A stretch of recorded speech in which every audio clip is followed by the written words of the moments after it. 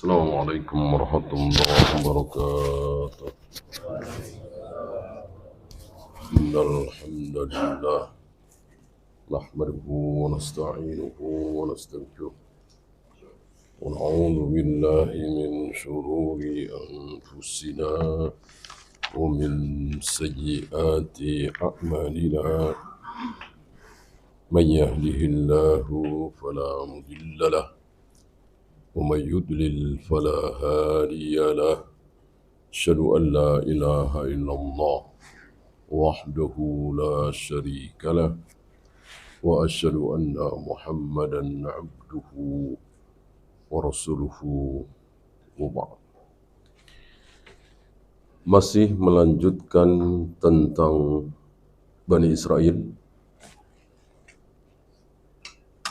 Ada sedikit pelajaran kenapa Al-Quran ini yang jelas-jelas bukan untuk Bani Israel, tapi untuk kaum muslimin. Tapi banyak sekali kalimat, Ya Bani Israel, Ya Bani Israel, Ya Bani Israel. Banyak sekali. Ini menunjukkan ada sesuatu. Tidak mungkin nggak ada apa-apanya. Disinilah para ulama diwakili oleh Syekhul Islam mengatakan kaum muslimin akan menjadi baik hanya dengan tidak mengikuti kelakuan Bani Israel. Karena kelakuan Bani Israel luar biasa. Ini sedang kita bahas. Ya.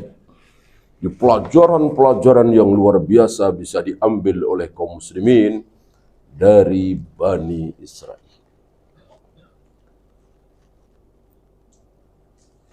Nanti akan kita dapati bagaimana mereka tanpa usaha, tanpa bekerja setiap hari mendapatkan makanan bernama manna dan salwa. Satu berupa daging burung, satu berupa tumbuhan, dan itu bagus sekali. Makanan yang bagus sekali. Mestinya kan bersyukur. Malah bosan. Malah minta yang lebih rendah. Yang kurang bermutu. Inilah Bani Israel. Belum nanti ada mata air keluar dari batu. Masing-masing batunya kotak, masing-masing 3, berarti 12. Sesuai dengan jumlah suku mereka. Ya. Kemudian dinaungin awan.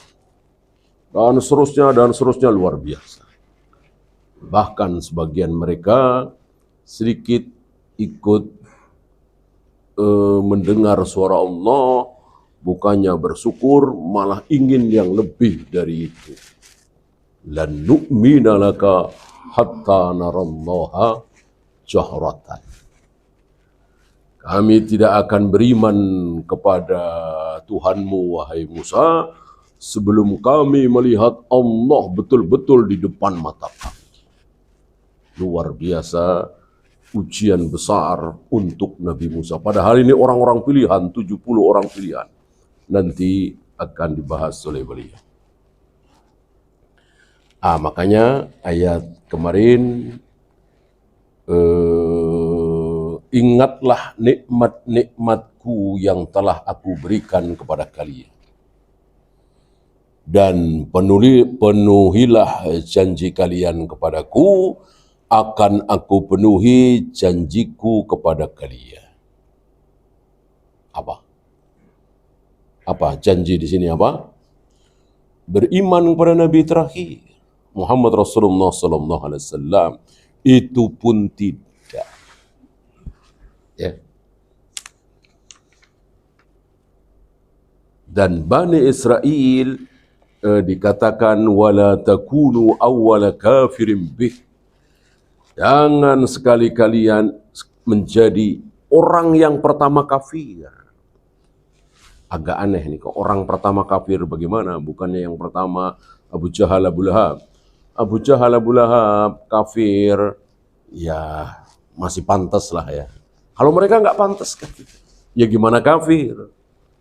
Bagaimana perangai Rasulullah, bagaimana fisik Rasulullah, bahkan sesuatu yang sangat pribadi pada diri Rasulullah, mereka tahu. Ada di kitab mereka. Kok bisa-bisanya kufur? Mestinya menjadi orang-orang pertama yang beriman. Sebelum yang lain beriman, mereka mestinya beriman duluan. Kebalik. Orang-orang Ansor yang tidak tahu apa-apa tentang Rasulullah, emang mereka nggak baca kitab kan? Nggak punya kitab. Malah beriman. Sementara mereka yang punya kitab, di dalam kitabnya tertulis siapa Rasulullah Nabi terakhir, sifat-sifatnya, bahkan bagaimana cara tidurnya. Mereka tahu. Bukannya beriman malah kafir. Kemudian wala tashtaru bi ayati thamanan qalila fa iyaya fattaqun. Ini salah satu sifat Bani Israel yang juga ditiru oleh kaum muslimin hari ini sebagiannya, yaitu menjual layat-ayatullah dengan dunia. Samanan qalilan ini dunia. Ya. Dan sudah kita bahas, itu bukan berarti ngajar bahasa Arab, ngajar tahsin dari pagi sampai siang sampai sore, kemudian dibayar. Bukan itu yang dimaksud. Tapi yang halal mereka berani haramkan, yang haram mereka berani halalkan demi uang, demi jabatan, demi dunia. Itu yang dimaksud wala tashtaru bi ayati thamanan qalila.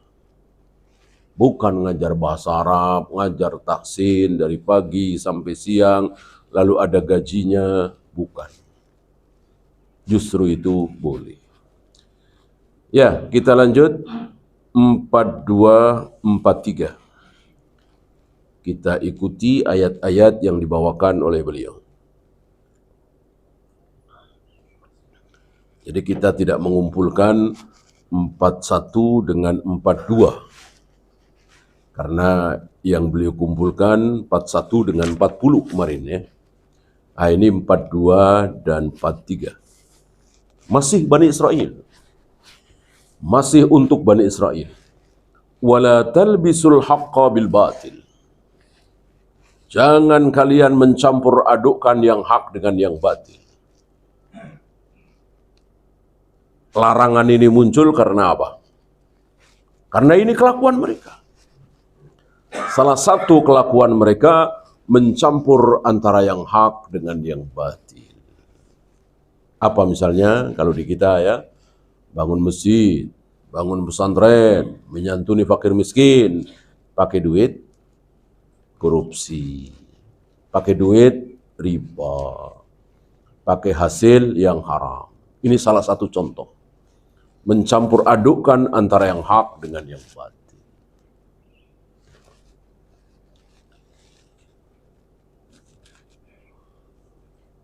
Apakah diterima amalnya? Jelas tidak. Allah itu bagus. Allah tidak menerima kecuali yang baik, yang bagus. Ya. La yaqbalu illa thayyiban. Bagaimana bermanfaat bagi kaum muslimin? Insya Allah.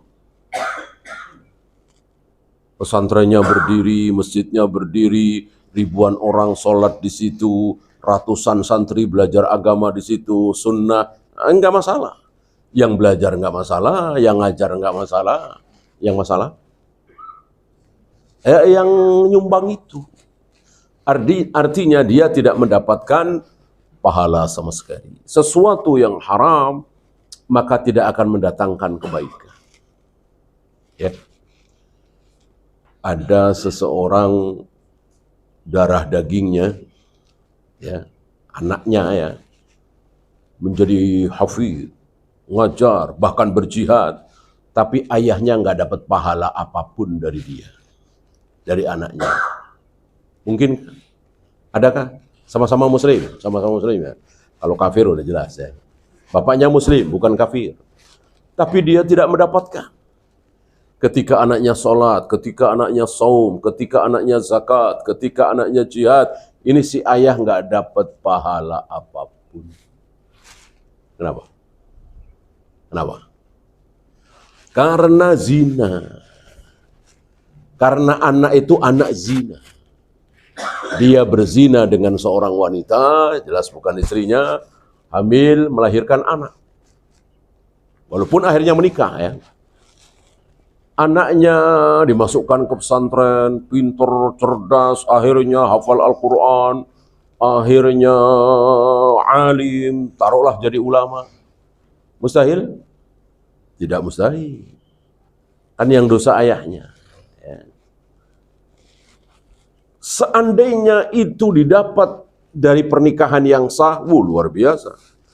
Si ayah ini pahalanya. Setiap kali anak itu sholat, ayah dapat pahalanya. Setiap kali anak itu baca Al-Quran, ayah dapat pahala. Seluruh perbuatan ibadah anak, orang tua ikut dapat pahalanya. Ini nggak dapat.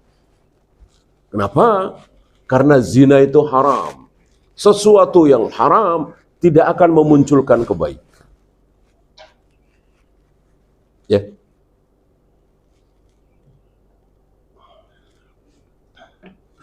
Bahwa anak itu menjadi saleh dan berpahala, ya nggak masalah. Nggak masalah, diterima oleh Allah. Ya. Yang masalah ayahnya itu. Sama dengan menyumbang tadi. Dapatkah pahala padahal dari hartanya yang haram itu, jadilah masjid, jadilah pesantren. Jadilah ribuan santri lulus dari pesantren itu. Berapa banyak yang hafal Al-Quran.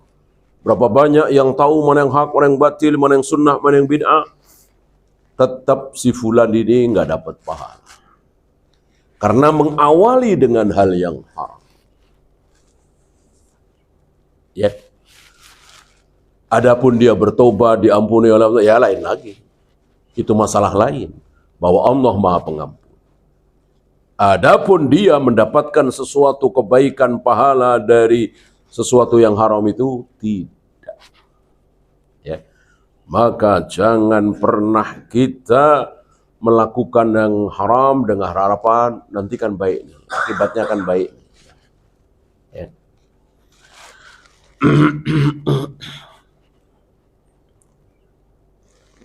Wa taktumul haqqa wa antum ta'lamun. Dan jangan pula kalian menyembunyikan kebenaran. Ini kelakuan mereka. Disembunyikan kebenaran itu betul-betul disembunyikan. Sampai pernah di hadapan kafir Quraisy, Abu Jahal, Abu Lahab mengatakan kalian lebih baik dari mereka. Tiga-tiganya. Tiga-tiganya mengucapkan kalimat sekeji itu. Kalian wahai Abu Jahal, Abu Lahab lebih baik dari mereka. Mereka yang dimaksud Rasul dan para sahabat. Tentu itu mulut mereka. Hati mereka tidak. Begitu teganya.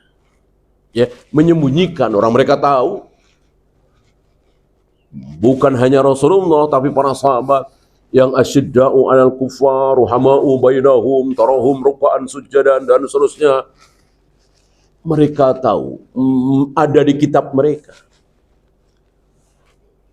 Kadzalika masaluhum fit Taurat wa masaluhum fil Injil. Jadi keadaan para sahabat bersama Nabi yang seperti tadi, asyidda'u 'alal kuffar, ruhama'u bainahum dan seterusnya.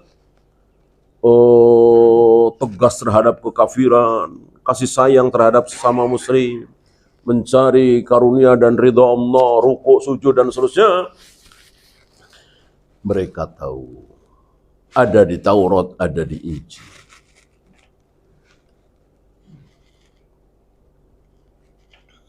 Disembunyikan oleh Bani Israel ini, al-Yahud.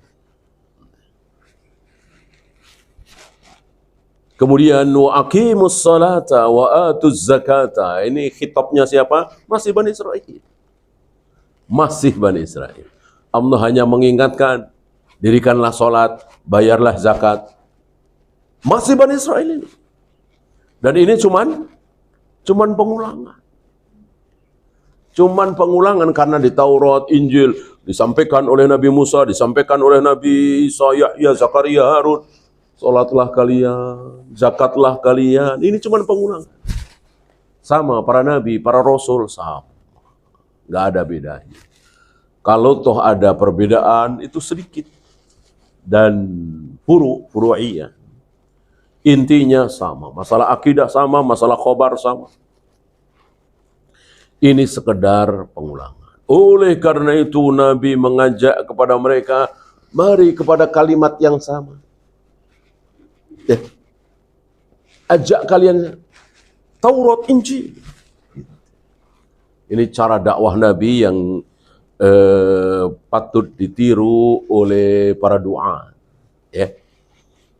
Disebutlah Nabi Musa, disebutlah Nabi Harun, disebutlah Nabi Yahya, Zakaria, Nabi Isa, karena memang Nabi mereka.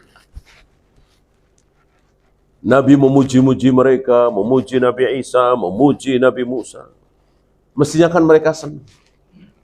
Dasar Yahudi, dasar Bani Israel, hasad, iri, bukannya senang menyambut, malah menyembunyikan, benci, memfitnah.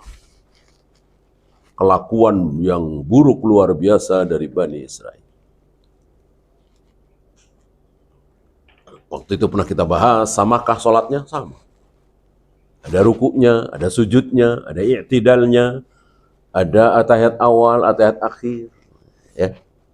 Justru yang mengatakan beda harus bawa dalil. Itu. Oh beda dong. Sholatnya Nabi Musa dengan sholatnya Nabi Muhammad, kita semua beda. Oh dalil, mana? Jika tidak ada dalil, bisa kita pastikan sama. Ya.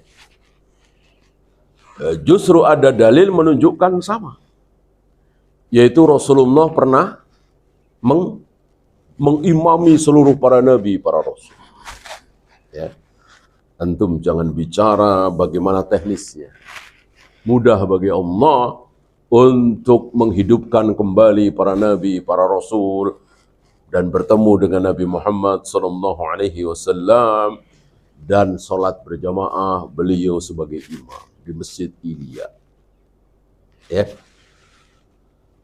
Ada qarinah di sini, sholatnya sama. Ya.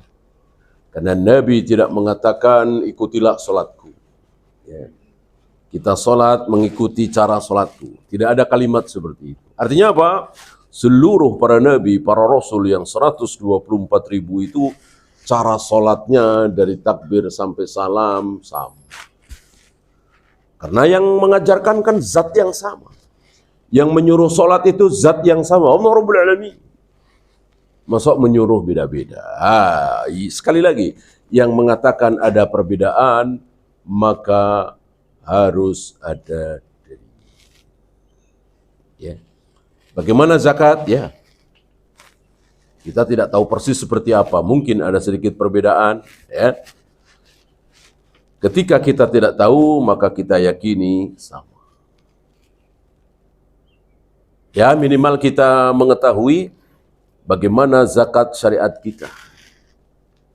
Kita harus tahu bahwa rumah, mobil, kendaraan tidak ada zakatnya. Karena ada syubhat hari ini, ada zakat rumah, ada zakat mobil. Pokoknya seluruh harta kita, rumah, mobil, pekarangan, apapun dihitung, lalu dikeluarkan 2,5% setiap tahun. Ini salah. Ini keliru. Ya. Bahkan beberapa puluh tahun terakhir ini ada hal yang baru tentang zakat yang belum pernah ada sebelum. Yaitu zakat tiap bulan. Ini baru muncul beberapa puluh tahun yang lalu. Dari ijtihadnya Syekh Yusuf Qaradawi. Dan banyak ditentang, salah satunya oleh Syekh Albani.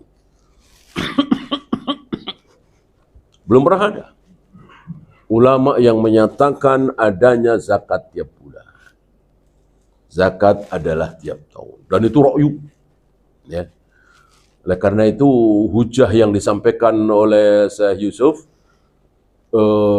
kalau tidak salah ada 3, yang 2 dibantah oleh Syekh Albani, yang 1 tidak.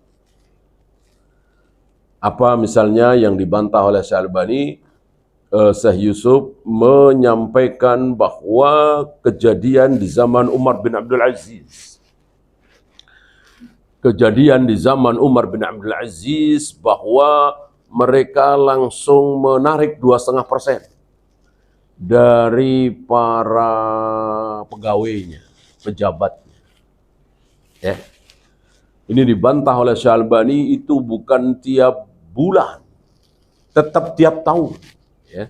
Jangan dibayangkan hari itu disamakan dengan sekarang, gaji itu tiap bulan. Ya. Tetap tiap tahun, nggak ada korina, itu tiap bulan.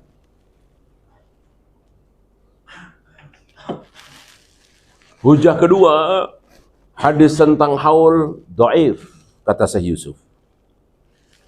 Dhaif. Dibantah oleh Syekh Albani. Kesahihan hadis itu. Yang ketiga, kalau haul tiap tahun, zakat itu, dokter misalnya, direktur perusahaan besar misalnya, yang sekali gaji itu jauh di atas nisab, kok nggak tiap bulan, cuman tiap tahun? Kasihan petani, kata beliau, kata saya Yusuf. Kasihan petani. Adapun petani begitu panen langsung 5% atau 10% tergantung pengairannya, pakai biaya apa, mengandalkan air hujan. Ya. Yang ketiga ini tidak dijawab, tidak dibantah, tidak dikomentari oleh Syekh Albani. Kenapa? Ra'yu. Ini semata-mata ra'yu, nggak perlu dibantah. Justru itu menunjukkan kelemahan Syekh Yusuf. Kenapa pakai ra'yu? Kenapa nggak pakai dalil? Ya, kalau begitu banyak sekali. Kasihan dong anak perempuan. Abangnya yang laki-laki dapat warisan 100 juta, adiknya yang perempuan padahal jauh lebih miskin, cuma 50 juta. Kasihan dong. Ya. Kasihan dong, perempuan nggak boleh jadi imam, padahal hafal 30 juz, fasih, bacaannya bagus. Harus laki-laki, padahal di situ laki-lakinya 1 juz saja tidak hafal misalnya. Kasihan dong, panjang. Kalau berdasarkan ra'yu, Islam ini agama dalil. Qala Allah wa qala Rasul. Mau masuk akal, mau nggak masuk akal, mau sesuai nurani atau tidak, ini kata Allah, ini kata Rasulullah. Selesai. Ya.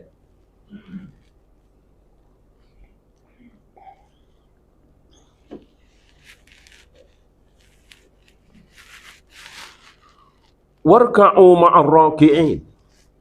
Dan rukuklah kalian bersama orang-orang yang rukuk. Maksudnya apa? Maksudnya bareng-bareng.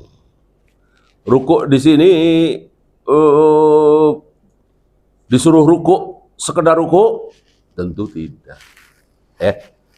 Kan nggak ada syariat rukuk doang. Kalau sujud doang masih ada. Sujud syukur, ya kan?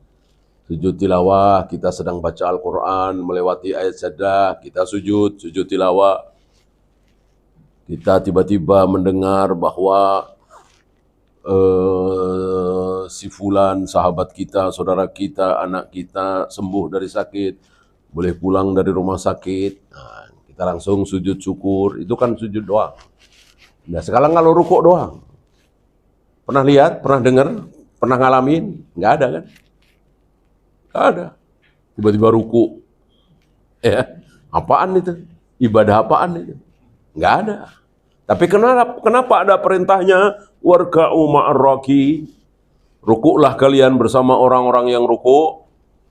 Disinilah salah satu kaidah bahasa Arab yang dipakai oleh Al-Quran, bahwa menyebut sebagian yang dimaksud keseluruhan. Menyebut ruku, tapi yang dimaksud sholat. Menyebut sujud, tapi yang dimaksud sholat. Menyebut berdiri, Padahal yang dimaksud sholat. Karena di dalam sholat ada berdirinya. Man qoma Ramadan. Barang siapa yang berdiri di malam Ramadan, tentu sholat. Ada lagi? Qur'an al-fajri kana masyhuda. Bacaan fajar itu, bacaan subuh itu disaksikan. Disaksikan oleh siapa? Oleh dua kelompok malaikat. Malaikat siang sudah turun, malaikat malam belum naik. Ya, kan ada malaikat malam, ada malaikat siang yang Allah tugaskan untuk berada di muka bumi ini bersama kita manusia. Nah, malaikat malam belum naik. Malaikat siang sudah turun, berarti bertemu di sini. Istilah kita apa ya? Ya sip ya, mungkin kalau di kita ya. Ada sip malam, sip siang. Ketemu di situ. Sama-sama bertemu untuk menyaksikan orang-orang yang berjamaah sholat subuh. Maka dikatakan Qur'an al-fajri kana masyhuda. Bacaan subuh itu ya maksudnya sholat.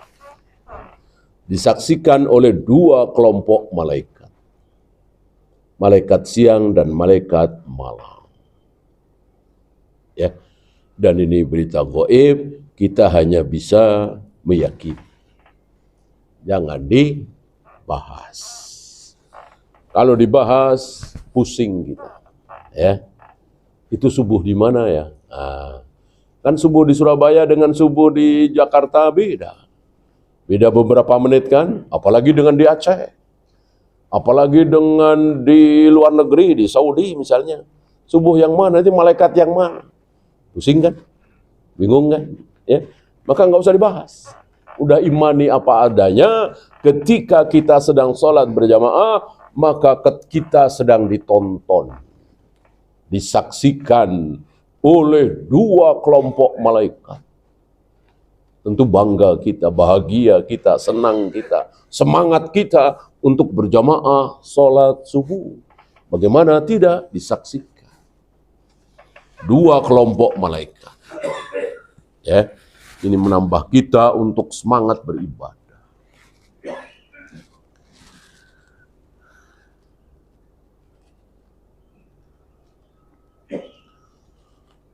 Ada lagi Nabi Nabi nawarin ya. Jadi waktu itu Nabi mau sholat malam, wudunya disediakan oleh seorang sahabat. Nabi manusia yang paling bisa berterima kasih. Ya. Maka Nabi berterima kasih kepada sahabat yang menyediakan air wudu. Lalu Nabi mengatakan, kamu minta apa? Kamu minta apa? Minta apa? Masih ingat? Iya. Aku ingin dekat denganmu ya Rasul. Ya, ini sahabat ya. Kalau kita mungkin apa ya? Anu aja ya Rasul, supaya dagangan saya laku keras. Ya tetap ada, mau nanti buat haji, buat umroh. Ya. Atau anu ya Rasul, ya dunia lah ya. Ini sahabat ini tidak. Ini as'aluka murafaqataka fil jannah. Aku minta supaya aku dekat denganmu nanti di surga. Inilah para sahabat. Ya. Ketika ada kesempatan suruh minta, mintanya surga. Nggak tanggung-tanggung. Kalau kita kan tanggung-tanggung. Ya. Gaji besar, pangkat tinggi, dagangan laris, semuanya tanggung. Karena dunia kecil bukan tanggung lagi. Para sahabat cerdas, pintar. Maka nggak tanggung-tanggung. Minta dekat dengan Nabi di surga. Ya berarti ya nggak mungkin Nabi surganya Apa istilah kita ecek-ecek ya kan? Nah, kan nggak ada surga. Oh, Nabi surga Firdaus, surga tertinggi. Aku ingin dekat dengan. Ya. Kata Nabi, boleh. Tapi bantu aku untuk mewujudkan keinginanmu dengan bikasrotis sujud, dengan engkau memperbanyak sujud. Apa iya bentar-bentar sujud, bentar-bentar sujud? Tentu tidak. Yang dimaksud sholat. Sholat pun ada yang dimaksud. Sholat apa? Pasti sholat sunnah. Nggak mungkin sholat wajib. Masuk memperbanyak sholat wajib gimana? Sholat wajib udah segitu-segitunya. 5 waktu. Yang banyak kan sholat sunnah. Ada qobliyah, ada ba'diyah, ada qiyamul lail, tahajud, witir, duha, tahiyatul masjid. Itu. Memperbanyak sholat sunnah. Tentu bukan sholat wajib. Sholat wajib ya sudah terbatas segitu. Jadi warka'u ma'ar raki'in, rukuklah kalian bersama-sama dengan orang yang rukuk. Maksudnya adalah berjamaah. Berjamaah, bareng. Gitu.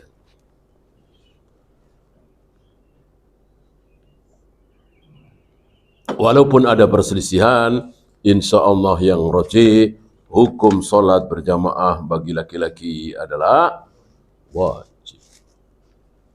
Wajib. Tidak mungkin tidak wajib sampai Nabi menyuruh seorang buta. Buta dia Ibnu Umi Maktum.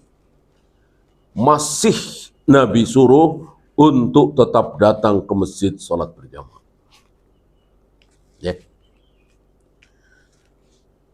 Tapi bukan berarti bahwa sholat sendiri di rumah padahal dekat dengan masjid tidak sah, tetap sah.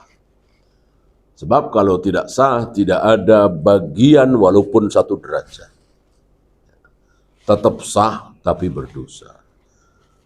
Banyak saudara kita yang melakukan perbuatan misalnya sholat, misalnya haji, misalnya zakat, misalnya saum, sah, tapi berdosa. Ya. Ambil contoh misalnya haji atau umrah, sah, tapi dia dapat dosa. Kenapa? Karena dia seorang wanita dan tidak bersama mahram atau suami. Insya Allah hajinya sah, umrahnya sah, tapi dia berdosa. Ya. Atau orang yang sholat, tapi dalam sholatnya dia tidak mengikuti cara Nabi. Nabi rukuk seperti itu, dia tidak seperti itu. Nabi sujud seperti itu, misalnya menjauhkan tangan dari ketiak, ya. Dia malah menempelkan, misalnya sholat sendiri ya. Kemudian Nabi menunjuk dengan jari, dia tidak menunjuk dengan jari. Nabi sedekap di dada, dia sedekap di bawah pusat. Atau enggak sedekap. Ya. Nabi sujud, kedua telapak kaki ditempelkan, dia malah dijauhkan. Sahkah sholatnya? Insya Allah sah, tapi berdosa. Kenapa berdosa? Dia tidak taat kepada Nabi. Sallu kama ra'aitumuni usalli. Salatlah kalian persis seperti caraku. Kok enggak persis? Ya, maka mengikuti salat persis seperti cara Nabi wajib. Wajib. Dalam keadaan tertentu menjadi tidak sah.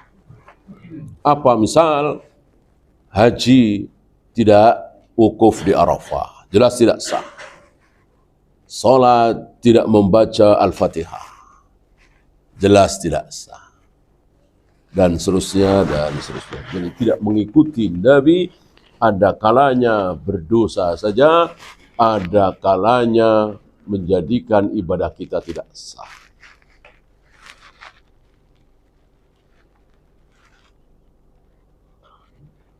Karena hukum asal sebuah perintah adalah wajib. kecuali ada dalil yang memalingkan perintah itu, sehingga perintah itu menjadi tidak wajib. Ya. Seperti sallu qabla al-maghrib, sallu qabla al-maghrib, sallu qabla al-maghrib liman sya'a. Salatlah sebelum maghrib, salatlah sebelum maghrib. Maksudnya qabliyah maghrib ya. Jadinya wajib. Ya. Nah, tapi ada qarina, ada kelanjutannya liman sya'a. Bagi siapa yang mau. Kalimat liman sya'a menjadikan perintah awal tadi menjadi tidak wajib. Ya, saya bacakan apa yang dibawakan oleh beliau dalam tafsir ini. Wala talbisul haqqa bil batil, jangan kalian mencampur adukkan yang hak dengan yang batil. Wala talbisul yahudiyatu wan nasraniyatu bil islam. Beliau menafsirkan, membawakan ucapan Imam Qatadah, jangan mencampur adukkan ajaran Yahudi, Nasrani dengan Islam. Jangan sekali-kali. Nah, di sini banyak saudara-saudara kita yang mencampur adukkan. Ambil contoh misalnya memperingati hari kelahiran. Kita semua tahu kebiasaan ini dari mana. Bukan dari negeri Arab, tapi dari Eropa, dari Amerika, memperingati hari kelahiran. Lebih khusus lagi, tidak dari para a'immah, a'immatul arba'ah misalnya. Lebih khusus lagi, tidak dari para sahabat, para tabi'in, apalagi Nabi SAW. Ini kebiasaan Yahudi dan Nasrani. Diikuti oleh kaum muslimin. Hampir-hampir seluruh kaum muslimin hari ini merayakan hari kelahiran. Ulang tahun. Ya. Bagaimana? Haram, jelas. Jelas haram. Ya. Karena kita diberi akal, dan akal ini harus kita pakai. Apa manfaatnya? Mengingat-ingat hari kelahiran kita. Apa manfaatnya? Enggak ada manfaat sama sekali. Akan jauh lebih bermanfaat kita mengingat-ingat dosa kita. Kita mengingat-ingat kesalahan kita, kekurangan kita dalam ibadah. Betapa selama ini kita jarang sedekah, jarang baca Al-Quran, jarang belajar ilmu. Ngapain? Ingat-ingat hari kelahiran. Ya, akal kita. Apalagi ditambah dengan cara-cara konyol. Ya. Nyalain lilin, udah nyala ditiup lagi. Ini kan konyol. Iya kan? Umurnya 11, lilinnya 11. Umurnya 17, lilinnya 17. Ini konyol, sekonyol-konyol. Dilakukan oleh kaum muslimin. Ini kadang dicampur dengan Islam. Jadi nggak lilin tapi rebana misalnya ya kan, selawatan. Justru ini malah subhan, gitu ya. Nggak ulang tahun, nggak happy birthday, tapi milad. Milad, cuma diarab-arabkan saja. Emang kalau diarabkan kemudian jadi sunnah? Ya, tidak. Walaupun itu bahasa Allah dan Rasulnya, bahasa Al-Quran, kita lihat hakikatnya. Memperingati hari kelahiran, mau diberi nama apapun, tasyabbuh, man tasyabbaha biqaumin fahuwa minhum. Kita terancam seperti mereka. Maka hati-hati. Apa yang menjadi ajaran Yahudi dan Nasrani, jangan sekali-kali kita ikut. Lebih parahnya lagi, ulang tahun Nabi Muhammad SAW. Ya cuman diarabkan juga. Jadi maulid Nabi. Kan ulang tahun juga. Sementara tanggal berapa, bulan apa beliau lahir, ini para ulama sirah saja berselisih. Antara 8 Rabiul Awal, 12 Rabiul Awal, 18 Rabiul Awal, bahkan ada yang pendapat di luar Rabiul Awal.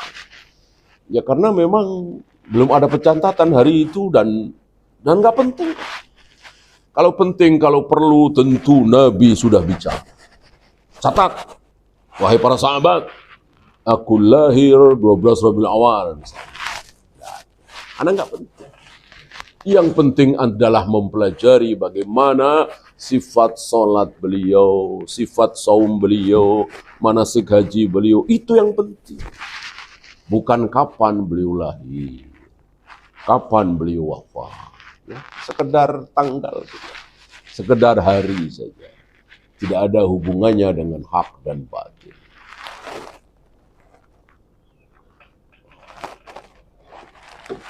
Inna dinallahil Islam, agama Allah yang benar itu ya Islam. Dari mulai Adam, Idris, Nuh, Hud, Saleh, Ibrahim, Ismail sampai terakhir Muhammad SAW, satu-satunya agama Allah adalah agama Islam. Wal yahudiyatu wan nasraniyatu bid'atun.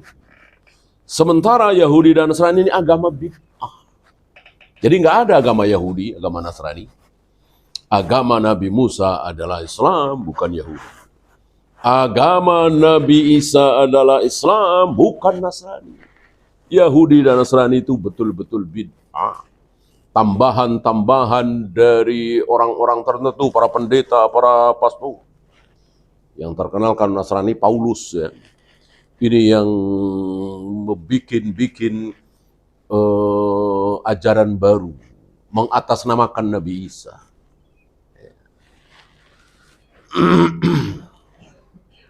Laisat minallah, bukan dari Allah sama sekali.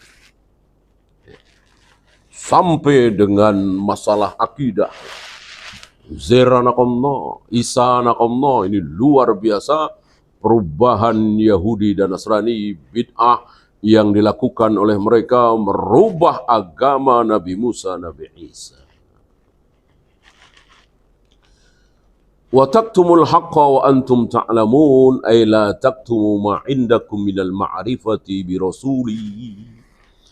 Jangan kalian sembunyikan ilmu yang ada pada diri kalian bahwa aku ini rasul. Ya, kata Nabi disuruh oleh Allah, aku ini rasul, kalian sudah tahu. Sifat-sifatku, bagaimana perangai, visi, ya. Bahkan tadi sampai tata cara tidur Nabi, sifat tidur Nabi. Masih ingat sifat tidur Nabi? Apa? Berbeda dengan sifat tidur kita dan tidak mungkin kita bisa meniru. Bukan sunnah tidur berbantalkan tangan kanan, miring ke kanan, bukan itu. Kekhususan tidur Nabi, apa? Iya, yang tidur mataku, adapun hatiku tidak tidur. Ini sifat tidur Nabi. Jadi ketika Nabi tertidur, itu hanya mata beliau. Hati beliau tidak tidur. Adakah yang bisa seperti itu? Ya, tidak ada. Hanya Nabi. Ya.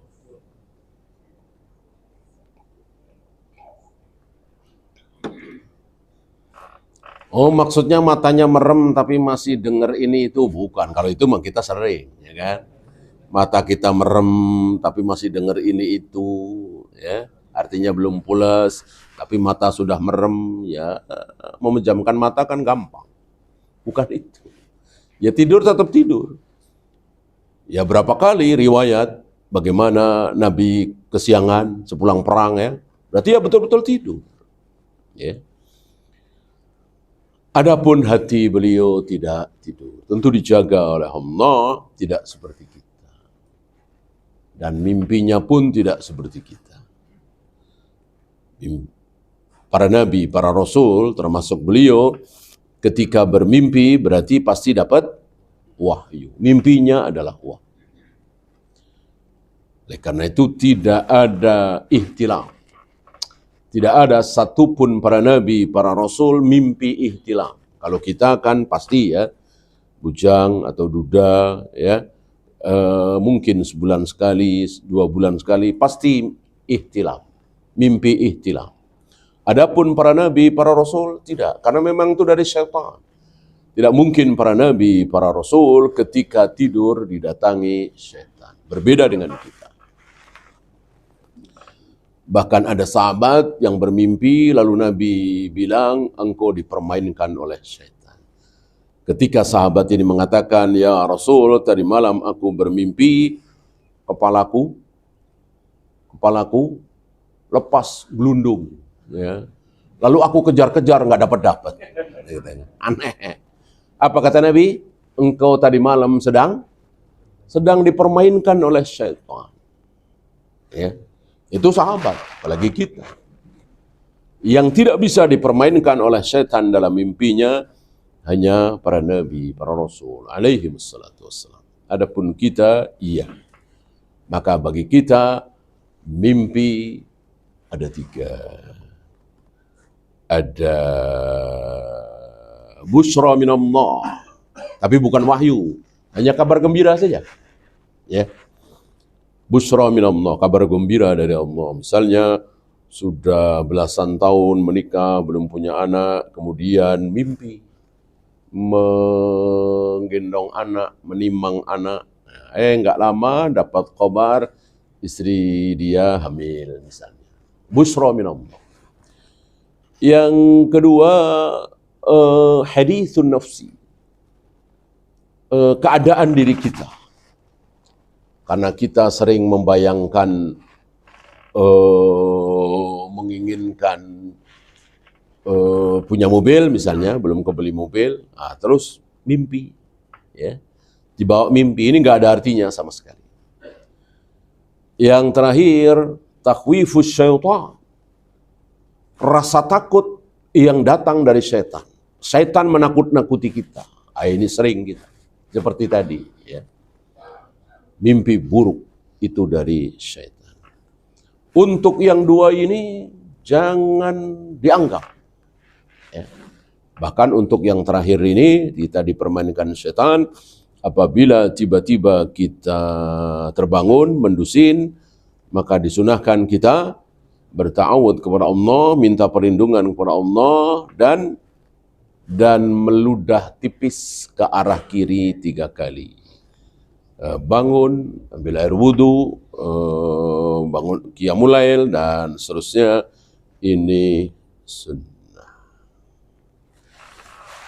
Ya, itu saja. Ada pertanyaan? Silakan.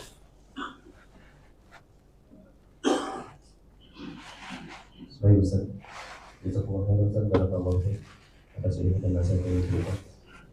Kita kasih kesempatan untuk jamaah yang ada di masjid ya Ustaz. Ya. Ada pertanyaan? Jamaah apakah?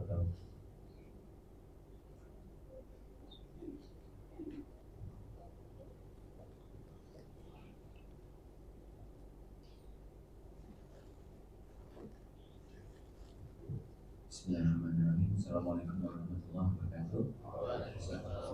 Assalamualaikum warahmatullahi wabarakatuh. Banyak sekali yang tadi Ustaz menjelaskan kaum yang mendapat pengertian saya banyak sekali mudarat. Namun demikian kita juga tahu bahwa banyak teknologi sekarang yang dihasilkan oleh pemikiran mereka yang banyak digunakan oleh manusia saat era modern ini. Bagaimana komentar Ustaz terkait itu? Jadi yang pertama, Ustaz, ada tambah sedikit terkait sholat pada saat kita safar. Apakah sholat di masjid itu juga menjadi satu keutamaan yang wajib? Tidak ya, tidak wajib. Jangankan sholat berjamaah, sholat Jumat saja menjadi tidak wajib. Ketika safar, sakit, ada masyaqqah, kita tidak wajib sholat berjamaah, tidak wajib sholat Jumat. Tidak wajib bukannya tidak boleh ya. Artinya kita safar di penginapan atau tempat saudara, masjid dekat, kita tetap sholat berjamaah di masjid, ya enggak masalah. Tetap dapat keutamaan. Sama dengan ketika kita mukim. Satu langkah mendapat diampuni dosa, satu langkah naik derajat. Kemudian didoakan oleh Allah setelah salam dan saudara sama persis. Tapi sekali lagi tidak wajib. Ya. Adapun yang pertama seperti yang kita bahas tadi ya. Ketika kita mempelajari sunnah Nabi dengan baik dan benar, insya Allah kita selamat dari ajaran Yahudi dan Nasrani. Sepertinya hanya orang-orang yang belajar sunnah yang berani mengharamkan ulang tahun, tasyabbuh, ya, melakukan hal-hal yang menjadi kebiasaan Yahudi dan Nasrani. Dan itu banyak sekali. Dan itu memang ditirukan oleh kaum muslim. Dan itu bagian dari nubuat Nabi. La tattabi'unna sunana man kana qablakum shibran bi shibrin, dira'an bi dira'. Bahwa kelak kalian di akhir zaman sejengkal demi sejengkal, sehasta demi sehasta, kalian akan mengikuti kelakuan kebiasaan Yahudi dan Nasrani. Nah, bagaimana usaha kita? Jangan ikuti. Dan kita pelajari itu. Salah satunya ulang tahun itu. Satu di antara puluhan, mungkin ratusan contoh. Betapa kelakuan Yahudi dan Nasrani diikuti oleh kaum muslimin. Ada fatwa ulama yang membolehkan ayah biologis menikahi anak hasil zina. Apakah ini benar, apa salah?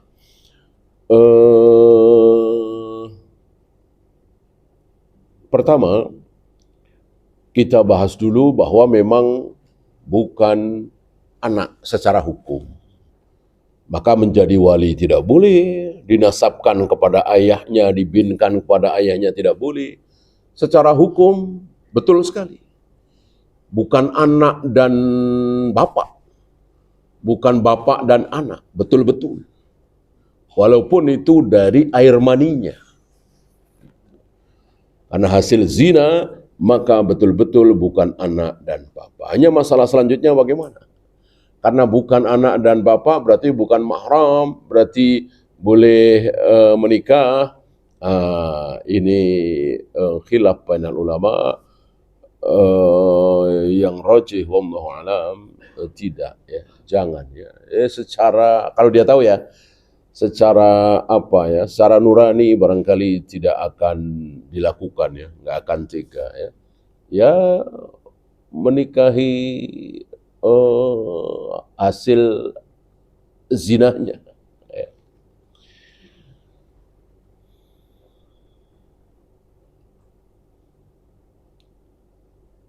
Kapan istilah khilafiyah mulai muncul? Ya kalau secara bahasa ya dari dulu kala ya. Khilafiyah itu artinya apa sih? Perbedaan pendapat kan? Perbedaan pendapat. Yang namanya perbedaan pendapat ya dari dulu kala. Antum harus tahu ya, istilah-istilah seperti sholat, saum, zakat, haji, sunnah, bid'ah.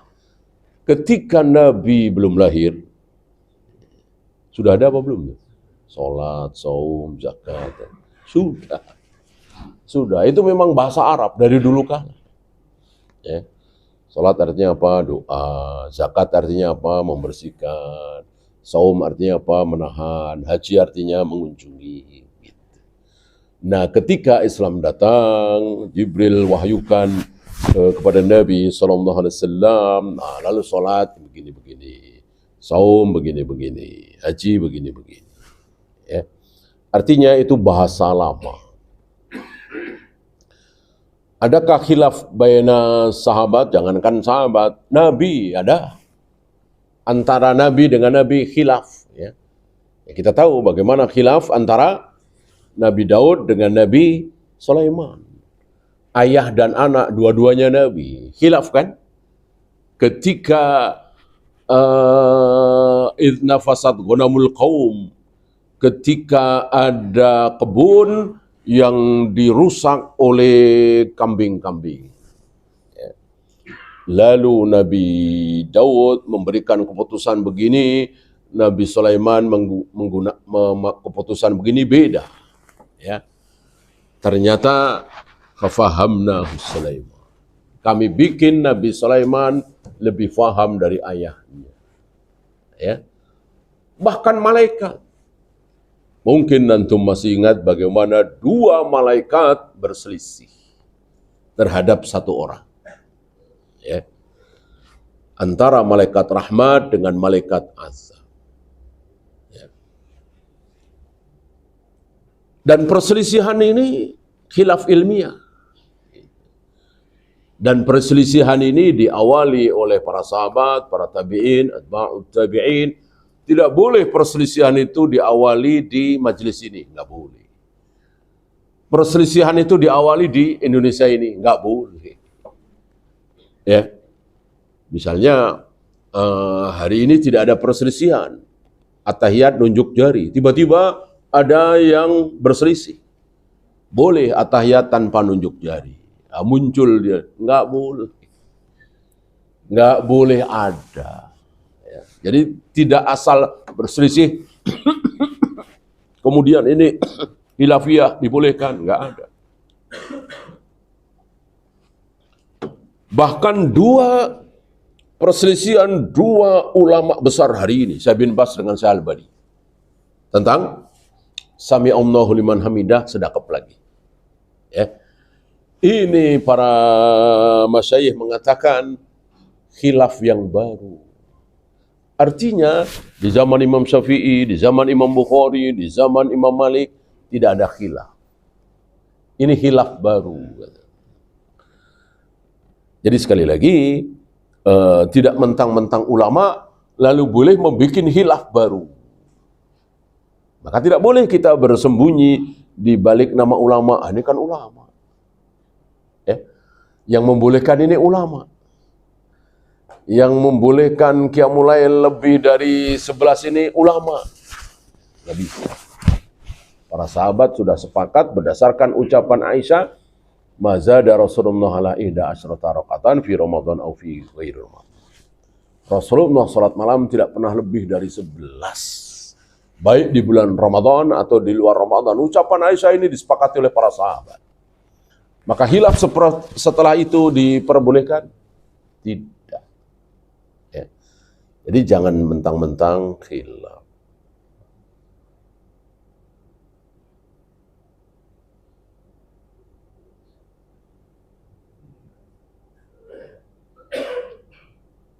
Ada lagi? Ya.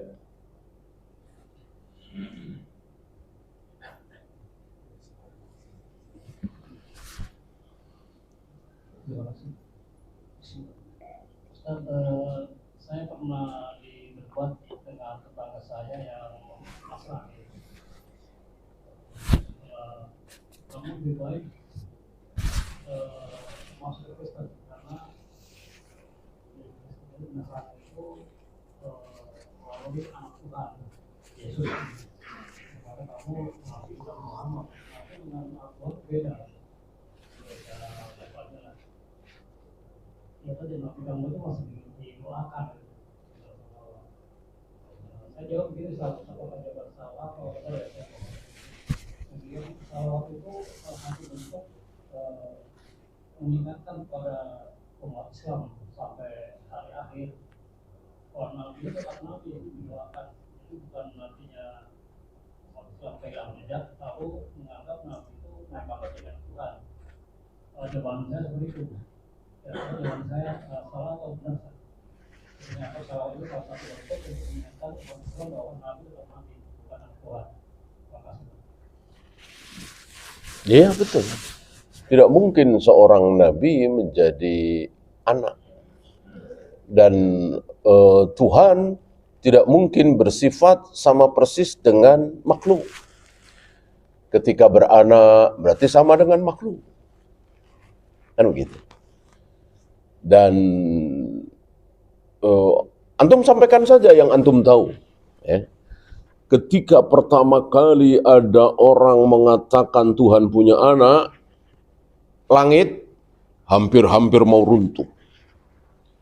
Gunung hampir-hampir mau meledak, gunung-gunung itu. Bumi hampir-hampir mau belah. Emosi marah mendengar Allah punya anak. Sampaikan saja. Ya. Sebagai pukulan bagi mereka. Artinya ini dosa yang sangat besar mengatakan Tuhan punya anak. Agar mereka mikir.